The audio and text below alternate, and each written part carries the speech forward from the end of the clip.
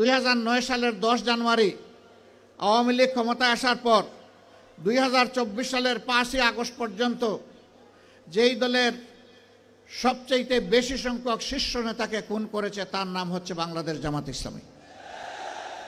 এক এক করে 10 জনকে খুন করেছে, আর আল্লাহ একজনকে বাঁচিয়ে রেখেছেন। তিনি হচ্ছেন আমাদের ভাই এটিএম আজহারুল ইসলাম। আফসোসের বিষয়, 6টি মাস চলে গেল, বাংলাদেশ ফ্যাসিবাদীদেরকে তাড়ালো, কিন্তু ফ্যাসিবাদের বোঝা এখনো এটিএম আজহারুল ইসলামের ঘাড়ের উপরে রয়ে গেল। এক এক করে জাতীয় নেতৃবৃন্দ সবাই বের হয়ে আসলেন, এখনো আজহারুল ইসলাম অন্ধকার প্রকোষ্ঠে থেকে গেলেন কারাগারে। তাই আমি মনের কষ্ট নিয়ে সেদিন বলেছি যে আজহার ভাইকে ভিতরে রেখে আমি আর বাইরে থাকতে চাই না। আমি সরকারকে অনুরোধ করেছি আগামী 25 তারিখ আমি স্বেচ্ছায় নিজেকে আইন শৃঙ্খলা বাহিনীর হাতে তুলে দিয়ে বলবো, আমাকে গ্রেপ্তার করুন এবং আমাকে কারাগারে পাঠান। যেদিন আজহারুল ইসলামের মুক্তি হবে তার পরের দিন আমার মুক্তিটা দিয়েন। 13টি বছর কারাগারের অন্ধকার প্রকোষ্ঠে দুকে দুকে জীবনের সাথে তিনি লড়াই করছেন। এই সময়টা প্রিয়তমা সহধর্মিণীকে তিনি হারিয়েছেন। এই সময়টা তার পরিবার ছিন্ন ভিন্ন হয়ে গিয়েছে। সেই মানুষটার উপরে আর জুলুম করবেন না, দয়া করে তাকে এখনই মুক্তি দেওয়ার ব্যবস্থা করুন। যদি মুক্তি না দেন, বাংলাদেশ জামাতে ইসলামীকে সরাসরিভাবে আককরি করতে এই দেশের 3 কোটি প্রাপ্তবয়স্ক মানুষ সমর্থন করে এই 3 কোটি মানুষকে জেলে নেওয়ার জন্য প্রস্তুত হয়ে যান।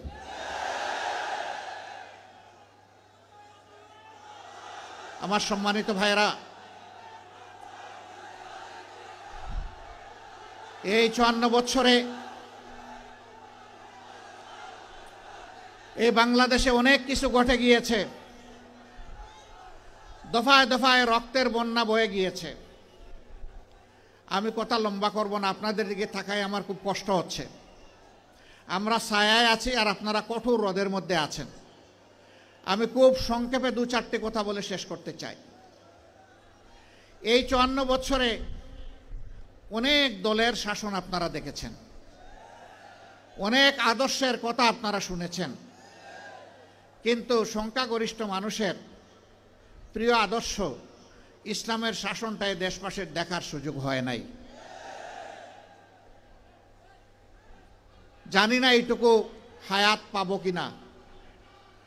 মহান আল্লাহর কাছে ভিক্ষা চাই, হে আল্লাহ, এতগুলা মানুষকে যখন তুমি দৌলতে ঈমান দান করেছ, মেহেরবানি করে সেই ঈমানের সোর্স কোরআনকে বাংলাদেশের শাসন ক্ষমতায় তুমি বসায় দাও।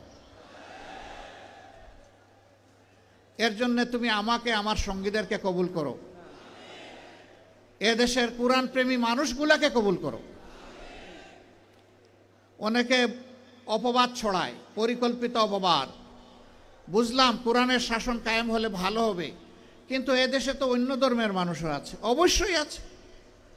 দুনিয়ার এমন কোনো রাষ্ট্র নাই যেখানে বিভিন্ন ধর্মের মানুষ নাই। বাংলাদেশেও আছে। কত পার্সেন্টেজে আসে এটা আমি বলতে চাই না। কেন বলতে চাই না? এটাও আর একটা বৈষম্য। আমরা গভীরভাবে বিশ্বাস করি এদেশে যারাই জন্মগ্রহণ করবে তারা এদেশের গর্বিত নাগরিক। ধর্ম তার নিজস্ব ব্যাপার। রাষ্ট্রের দায়িত্ব হচ্ছে নাগরিকের হাতে তার অধিকার তুলে দিতে হবে। আমাদের সংবিধান, বিদ্যমান সংবিধান ও অধিকারের কোনো তারতম্য এখানে নেই এবং কোরআনের সংবিধানেও নাই। সেদিন একজন অমুসলিম দায়িত্বশীল নেতা আমাকে জানতে চাইলেন, তো যদি নাই তাহলে আমাদের কাছ থেকে আলাদা একটা কর নেবেন কেন ইসলামী রাষ্ট্র হলে? আমি বললাম, আপনি যথার্থই বলেছেন। আপনি কি ইসলামী রাষ্ট্রে জাকাত দেবেন? কয় না, তা তো প্রশ্নই উঠে না। আমি মুসলমান না, আমি জাকাত দেবো কেন? আমি বললাম, তাইলে এইটাকে এখানে রাখলাম যে মুসলমানরা জাকাত দেবে। আপনি এগ্রি? বলে যে হ্যাঁ, আমি এগ্রি। আমি বললাম, রাষ্ট্রের উন্নয়ন এবং অধিকার সবার জন্য যদি সমান হয়, তো একজন জাকাত দিল, অর্থাৎ একটা ট্যাক্স দিল, ইসলামী ট্যাক্স, আপনি কিছুই দিলেন না, তো অধিকার সমান পাবেন কিভাবে? আপনাকেও একটা ট্যাক্স দিতে হবে, ওই ট্যাক্সটাই শুধু আপনার কাছ থেকে নেওয়া হবে। তবে হ্যাঁ, কোনো মানুষ সে যে ধর্মেরই হোক, মুসলমান যদি সম্পদশালী না হয় তার উপরে কোনো জাকাত ফরজ নাই, আর জাকাতের নফল বলেও কিছু নাই। গরিব সাদাকা করতে পারবে, কিন্তু তার উপর জাকাত ফরজ নয়। ঠিক অনুরূপভাবে একজন হিন্দু, বৌদ্ধ, খ্রিস্টান তিনি যদি অসহায় হন, গরিব হন, তিনি ট্যাক্স দিবেন না, উল্টা রাষ্ট্র তার দায়িত্ব নেবে। কর্মক্ষেত্রে যোগ্যতাটাকেই প্রাধান্য দেয়া হবে। বলবেন তার কোনো প্রমাণ? আলহামদুলিল্লাহ, আমি নিজেই তার প্রমাণ। আপনারা মিডিয়ায় দেখেছেন, ছোট্ট একটি মেডিকেল কলেজ আমার হাতে গড়ে উঠেছে। মানুষ বলে এটা অনেক বড় মেডিকেল কলেজ, আমি বলি খুব ছোট মেডিকেল কলেজ। দুনিয়াটাই ছোট, আর মেডিকেল কলেজ কত বড় হবে? সেখানে 2200 কর্মকর্তা কর্মচারী কাজ করেন। সেখানে বাংলাদেশে বিদ্যমান 4 ধর্মের, সকল ধর্মের মানুষ আছেন সেখানে।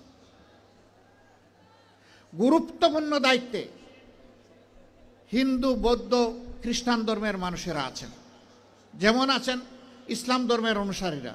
আমরা ওখানে ধর্ম দেখে তাদেরকে নিয়োগ দেইনি, আমরা দিয়েছি আমার এই প্রতিষ্ঠানের আমানত কার কাছে নিরাপদ, কে যোগ্যতার সাথে আমার রোগীদেরকে সেবা দিতে পারবে, আন্তরিকতার সাথে সেবা দিতে পারবে, আমরা তাদেরকে সেখানে নিয়োগ দিয়েছি।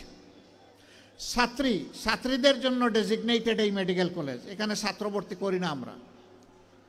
সেখানে এটাও আমরা দেখি না যে এই ছাত্রীটা কোন ধর্মের, আমরা দেখি আমরা একটা মানবিক ছাত্রী এবং একটা মানবিক চিকিৎসক তাকে দিয়ে তৈরি করতে পারবো কিনা, এমন যাদেরকে পাই আমরা তাদেরকে সেখানে ভর্তি করি। এটি ছোট বাংলাদেশ। জামাতে ইসলামীর বর্তমান কেন্দ্রীয় কর্মীর প্রতিষ্ঠান, এটা যেমন হবে আগামী বাংলাদেশও ঠিক তেমন হবে ইনশাল্লাহ। একজন সাংবাদিকের মুখের দিকে তাকাইয়া মনে হলো হি ইজ কনফিউজড, তিনি আমার কথা আশ্বস্ত হননি। আমি তাকে পাশে ডাকলাম, ডেকে বললাম আপনাকে ছোট্ট একটা অনুরোধ করব। কই বলেন? আমি বললাম যে কালকেই আপনি একটু সিলেট যাবেন, গিয়ে নিজ চোখে দেখে আসবেন, মনের মতো করে মানুষগুলোর সাথে কথা বলবেন, কর্মকর্তা কর্মচারী, ছাত্র, এখানে ছাত্রী যারা আছে তাদের সাথে কথা বলবেন। এরপরে আপনি আপনার মনের মতো করে রিপোর্ট করবেন। যদি আপনি কিছু মনে না করেন, যেহেতু আমি দাওয়াত দিয়ে নিচ্ছি, যাতায়াত খরচটা আমি দিতে চাই। আর যদি মনে করেন যে আমি যাতায়াত খরচ দিলে আপনি বায়াসড হয়ে যাবেন, আমার প্রতি একটু ঝুঁকে পড়বেন, তাহলে এই কষ্টটা ত্যাগটা আপনি স্বীকার করবেন। বললো যে আপনাকে ধন্যবাদ, আমাকে যাতায়াত খরচ দিতে হবে না, আমি কথা দিচ্ছি আমি যাব। তিনি গিয়েছিলেন, তার মতো করে তিনি একটা রিপোর্ট জাতির সামনে তুলে ধরেছেন। আমি দেখেছি তিনি ন্যায়সঙ্গত রিপোর্ট তুলে ধরেছেন, বাড়াননি কমাননি, ধন্যবাদ তাকে। এরপরে ভয় দেখানো হয় যে ইসলামী রাষ্ট্র হলে মহিলাদেরকে ঘরের ভিতর থেকে আর বাইর হইতে দেওয়া হবে না। আচ্ছা, আমার মা যতদিন বেঁচে ছিলেন তিনি কি বের হন নাই? আমি কি বন্দি করে রেখেছিলাম? আমার স্ত্রী, আমি কি তাকে বন্দি করে রেখেছি? তিনি তো পার্লামেন্টে একজন সদস্যও ছিলেন, তিনি একজন চিকিৎসক, চিকিৎসা পেশায় নিয়োজিত ছিলেন। আমার 2 মেয়ে 1 ছেলে আল্লাহর দান, তারাও চিকিৎসক, তারাও তো তাদের স্ব ক্ষেত্রে জাতিকে সেবা দিচ্ছেন। তো কই, আমি তো বন্দি করে রাখলাম না তালা দিয়ে। আমার মাকে, আমার স্ত্রীকে, আমার সন্ততিদেরকে আমি যদি এইভাবে তাদের অধিকারের জায়গাটা তাদের হাতে তুলে দেওয়ার পক্ষে থাকি, আমি কথা দিচ্ছি ইসলামী দেশ হলে এদেশের শাসকেরা সেই অধিকার আমাদের মায়েদের হাতে তুলে দিবেন ইনশাআল্লাহ। বাড়তি 2টা জিনিস তারা ভোগ করবেন, এখন যে 2টার কোনোটাই নাই। একটি হচ্ছে সামাজিক নিরাপত্তা, আর একটি হচ্ছে তাদের মর্যাদা। ইনশাআল্লাহ সেই 2টাও সেদিন তারা ভোগ করবেন, এবং নিজেকে বাংলাদেশের একজন নাগরিক হিসাবে পরিচয় দিয়ে তারা গর্ববোধ করবেন। সেই বাংলাদেশি কোরআনের আলোকে তৈরি হবে ইনশাআল্লাহ। এখন আমরা যারা বলি যে কোরআন এক জিনিস, রাজনীতি আরেক জিনিস, না ভাই, এটা ঠিক না। দুনিয়ার সর্বশ্রেষ্ঠ রাষ্ট্র ছিল মদিনা কেন্দ্রিক রাষ্ট্র। সর্বশ্রেষ্ঠ শাসক ছিলেন মুহাম্মদুর রাসূলুল্লাহ সাল্লাল্লাহু আলাইহি সাল্লাম। তিনি একটা আদর্শের ভিত্তিতে শাসন করেছেন। সেই আদর্শটা কি? আল কোরআনের আদর্শ, ইসলামের আদর্শ। আল্লাহর দেওয়া আদর্শ।